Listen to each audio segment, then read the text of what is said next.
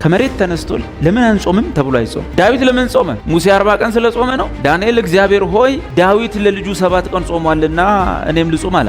ምክንያቱም ምጾምበት ዝም ብለህ በደረቅ ለመዋል ነው። ሮብ ትጾማለህ፣ ሐሙስ ትሰክራለህ። እንደዚህ ነው ሃይማኖተኛ ስትሆን ምንም የማይለውጥ ነገር ነው የምታደርገው። ወተት አትጠጣም፣ ጠላ ትጠጣለህ። እንደዚህ የተምታታ ነገር ውስጥ የምትገባው መጽሐፍ ቅዱስ ስለ ጾም የሚያስተምረውን ነገር ካለማስተዋል ነው ማለት። ሙሴ 40 ቀን ጾሞ ኦሪት እንደተጀመረች ክርስቶስ 40 ቀን ጾሞ ወንጌል ተጀመረ።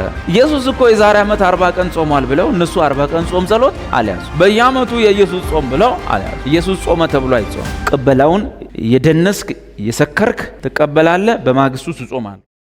ኢየሱስ ክርስቶስ 40 ቀን ስለ ጾመ ሐዋርያት ከዛ በኋላ በየዓመቱ 40 ቀን ጾመዋል ወይ?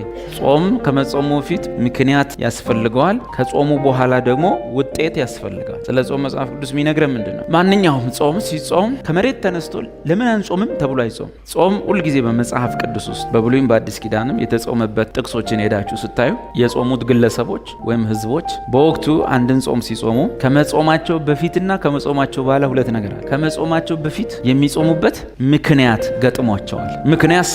ምክንያት ሳይገጥማቸው በቀደም አበበ ጾሟል ብሎ አይጾሙ። በቀደም እንትና የጾመው ነው የሱን ጾም እኔ ልድገመው ብሎ አይጾሙ። እሱ የጾመበት ምክንያት አለ። ምክንያት በሌለው ሁኔታ በመጽሐፍ ቅዱስ ውስጥ ለምን ግን ዝም ብዬ አልጾምም፣ ከመሬት ተነስቼ ለምን አልጾምም ብሎ የጾመ ሰው የለም። ስለዚህ ጾም ሁልጊዜ ከመጾሙ በፊት የሚጾምበት ምን ያስፈልገዋል? ምክንያት። ሁለት ከተጾመ በኋላ ደግሞ ምክንያት ስላለው ማለት ነው። የዛ ምክንያት ውጤት ሁሌም ከጾም በኋላ ይጠበቃል። ስለዚህ መጽሐፍ ቅዱስ ውስጥ የጾሙ ታላላቅ ሰዎችን ብናይ ሙሴን እንየው። ሙሴ 40 ቀን ጾመ።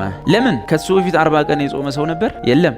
አብርሃም፣ ይስሐቅ፣ ያዕቆብ ወይም ከሱ በፊት የነበሩ ሰዎች እነኑ 40 ቀን አልጾሙም እና ከነሱ አይቶ አልጾመም። ሙሴ የጾመበት ምክንያት እግዚአብሔር ምን አለው? ወደ ተራራ ውጣ ከኔ ጋር ትቆያለህ። 40 ቀን በቆየበት ጊዜ ሙሴ ከእግዚአብሔር ጋር 40 ቀን ቆየ ማለት። ስለዚህ እዛ እግዚአብሔር ፊት እንጀራ በወጥ አይበላም። በዚያው እግዚአብሔር ጋር በቆየበት ጊዜ ውስጥ 40ውን ቀን እየጾመ ነበር። ሙሴ ከተራራ ከወረደ በኋላ ከ40 ቀን የጾመበት ወይም የቆየበት ምክንያት ሕግ መቀበል ነበረ። ሲወርድ ምን ተቀብሎ ወረደ? ሕጉን ይዞ ተመለሰው። ውጤት ምክንያት ነበረው። ሕጉን ልሰጥ ነው ብሎ አስገባው ተራራ ውስጥ። ከ40 ቀን በኋላ ሕጉን ይዞ መጣ። ውጤት አለ። ከዛ በኋላ ግን የእስራኤል ሕዝብ ሙሴ የሚመራቸው ሕዝቦች ሙሴ ጾመው ጾም እያሉ ጾሙ እንዴ? ከዛ በኋላ ለምን በየዓመቱ 40 አልጾምም አለ እንዴ? አላለ። ምን ሊቀበል? ለምን? ሌላ ምክንያት ካለው ደግሞ ይጾማል። ለጾም በቂ የሚሆን ምክንያት ካለ ዝም ብሎ ደግሞ አይጾም። እስራኤልም አልደገሙት። ቆየና ሌላ ሰው ታያለ። ዳዊት ጾመ። ለምን ጾመ? ምክንያት። መጀመሪያ ምክንያት፣ ቀጥሎ ውጤት። ምክንያቱ ምንድን? ልጁ ታመመ። በዝሙት የወለደው ልጁ ታመመበት። ስለዚህ ልጁ እንዲድን ዳዊት በእግዚአብሔር ፊት ጾመ፣ ጸለየ። ምክንያቱ ይሄ ነው። ዳዊት ከዛ በፊት በሌላ ምክንያት ጾሞ ሊሆን ይችላል። የዳዊት ይሄ ዓመታዊ ጾሙ አይደለም፣ በየዓመቱ የሚጾሙ አይደለም። ምክንያቶች ሲኖር ይጾማል። ከምክንያቶቹ በኋላ ውጤት ወይ እሺ ወይም ቢሚል እግዚአብሔር መልስ ይፈልጋል። ለዚህ ጾመ። ለምን? ዳዊት ለምን ጾመ? ሙሴ 40 ቀን ስለ ጾመ ነው? ኧረ አይደለም። ሙሴ ምክንያት አለው፣ ውጤት አለው። ዳዊት ጾመ፣ ልጁ ታመመ። ከዛስ በኋላ ልጁ ሞተ። ልጁ ሲሞት ምን አረገ? ብድግ አለ፣ ሻወር ወሰደ፣ ልብሱን ቀየረ፣ ሽቶን ቅባቱን ተቀባብቶ ዙፋኑ ላይ ቁጭ አለ። ውጤቱን አወቀ። የጾሙ ውጤት የልጁ አለመትረፍ እንደሆነ ሲያቅ፣ መሞት መሆኑን ሲያቅ ተጣጥቦ ቁጭ አለ። ከዛ በኋላ ዳንኤል ጾመ። በብዙ ጊዜ ርቀት እንደው እየዘለምን ዳንኤል ለምን ጾመ? ዳንኤል እግዚአብሔር ሆይ ዳዊት ለልጁ 7 ቀን ጾሟልና እኔም ልጾም አለ። ዳዊት ሙሴ ሕግ ለመቀበል 40 ቀን ጾሟልና ልጾም አላለም። ያስተዋላችሁ ነው ማወራውን። ዳንኤል ለምን ጾመ ሲባል እሱ ደግሞ በዘመኑ ምክንያት ነበሩ። እስራኤል 70 ዓመት ምርኮ ጨርሰዋል፣ ግን ከምርኮ አልተመለሱም። እግዚአብሔር በነቢዩ ኤርምያስ 70 ዓመት ነው የምትቆዩት ብሏቸዋል። ከዛ ዘመኑ ደረሰ 69 ምናምን እያለ ሲመጣ እግዚአብሔር 70 ዓመት እኮ ሞላ፣ አንወጣም እንዴ ነጻ ሕዝብ ነጻ ያወጣል። ጾመ 21 ቀን ሲደርሰው የእግዚአብሔር መልአክ መጣና ዳንኤል ሆይ ጾምህ ተሰምቷል፣ ጸሎትህ ተሰምቶልሃል፣ ስለዚህ እስራኤል ነጻ ይወጣል፣ በቃ ጊዜው ደርሷል ተብሎ መልስ ተሰጠው። ከዛ በኋላ የዳንኤል ጓደኞች ዳንኤል በየዓመቱ ጾመ ብለው አልጾሙ። መጽሐፍ ቅዱስ ውስጥ በየትም ቦታ ላይ የትኛውም ጾም መጀመሪያ ምክንያት ሳይኖረው ቀጥሎ ውጤት ሳይኖረው አልተጾመም። ከመሬት ተነስቶ መጾም ዝም ብሎ መጾም መራብ ነው። አንዳንድ አገልጋዮች እንደሚሉት የረሃብ አድማ ይባል። ምክንያትም ምንድን? መጾምበት ዝም ብለህ በደረቅ ለመዋል ነው ወይ ደግሞ ለጤንነት ነው ካል ጥሩ ነው፣ ለጤንነት ነው። ከሮቡ ጾም በኋላ ሮብ ትጾማለህ፣ ሐሙስ ትሰክራለህ። እንደዚህ ነው ሃይማኖተኛ ስትሆን ምንም የማይለውጥ ነገር ነው የምታደርገው። ወተት አትጠጣም፣ ጠላ ትጠጣለህ። በዛን ቀን ላይ ሰው 40 ቀን ወተት አይጠጣም። በዛን ቀን ላይ ግን ቢራ ይጠጣል።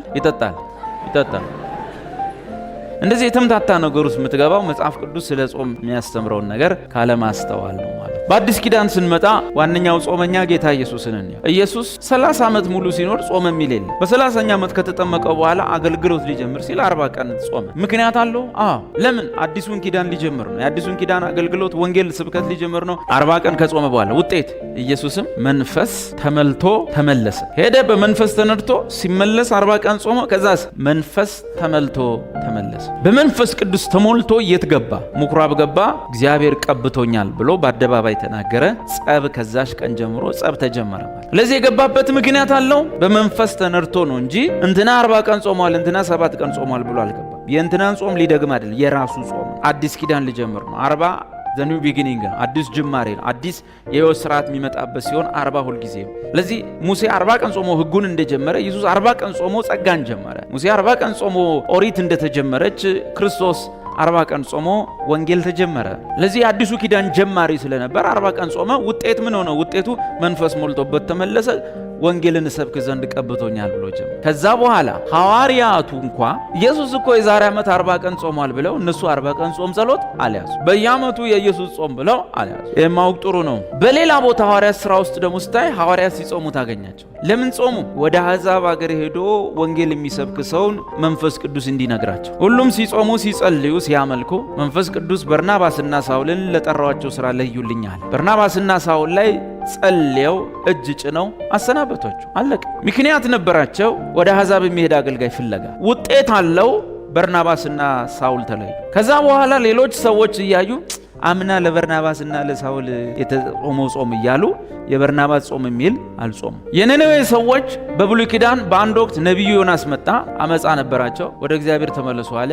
3 ቀን ደንግጠው ጾም ጸሎት ያዙ። እግዚአብሔር በምህረት አለፋቸው። የነነዌ ሰዎች ግን ራሳቸው እንኳን በአመቱ ያን ጾም አልጾሙ። በቃ በወቅቱ ማስጠንቀቂያ ነው ጾሙ። እግዚአብሔር ምህረት አደረገ። ከዛ በኋላ እንኳን ሊደግሙት በሌላ ከ100 ዓመት ባልሞላ ጊዜ ውስጥ ከእንደገና ነነዌ ድምጥማጧን ጠፍቷል። በዮናስ ዘመን ብትርፍም ነነዌ ግን ከዛ በኋላ አልቀረላት። ዓመታት ተቆጥረው ህዝቡ በዛው ቀጠለ ስለነበር ጠፍታለች። እና ያለ ምክንያት አይጾም። ኢየሱስ ጾመ ተብሎ አይጾም። አንተ ደግሞ የምጾምበት የራስ ምክንያት ያስፈልጋል። ብዙ ጊዜ የምንጾም እያሉ የሚጾሙ ሰዎች በህይወታቸው ትክክለኛ የጾም ልምድ የላቸው። ለምሳሌ የእግዚአብሔርን ፊት ለመፈለግ እስቲ ሰሞኑን በቃ ከየትኛውም ነገር ከልከል ብዬ እግዚአብሔር ፊት እስቲ ልጾም ልጸልይ ከአንዳንድ ነገር ልከልከል ብለው አይቆዩም። እግዚአብሔርን ፍለጋ ኦር ደግሞ ቤተሰብ ውስጥ ልጅ ታሞ አክስት ታሞ ወይም ጎንተ እስቲ ለልጄ ጾሜ ልጸልይ ምናምን ልምዱ የለም። እንደዚህ የለም። መጽሐፍ ቅዱስ ውስጥ ያለው ልምድ ሰዎቹ ጋር የለም። ስርዓት ብቻ ነው። የሆነ ዝም ብሎ ታውጇል። የሆነ ወር ላይ ጾም ይጀምራል። የሆነ ቅበላና ፍሰካ አለው። ቅበላውን